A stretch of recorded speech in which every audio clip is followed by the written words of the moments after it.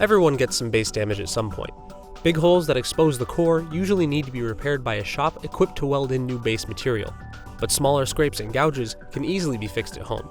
You'll need clean towels, base cleaner, rubbing alcohol, a metal scraper, and a P-tex candle. You might also need a wire brush and a razor blade.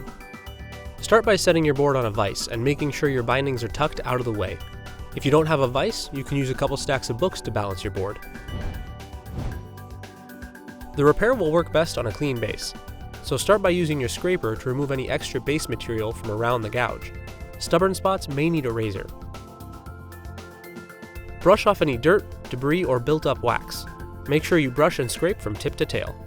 P-tex won't stick well to a waxed base, so use base cleaner around the scrape to remove wax from the pores.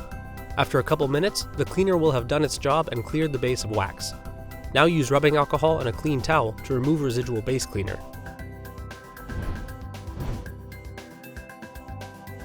Light the P-tex candle over your scraper to keep it from dripping on your work area. As it heats, you may need to relight it a couple times until it's hot enough to drip regularly.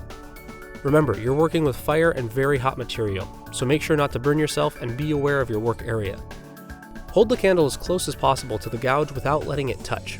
If it's too high, the P-tex will be dirtier and may splash off your base. If it's too close, the flame may burn your base. Let it drip in until the hole is completely filled. You can use your metal scraper to sharpen the candle when it starts to droop. When all the gouges are filled, stub out the candle on your scraper and set it aside to cool. Keep in mind that it will stay hot for quite a while. It's normal for the repair to look bumpy and uneven at this point.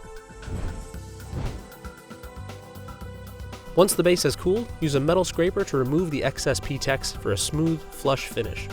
You can also check for any low spots that you may have missed. Just repeat the process to fill them in. To recap, clean the base and remove extra base material from around the gouge.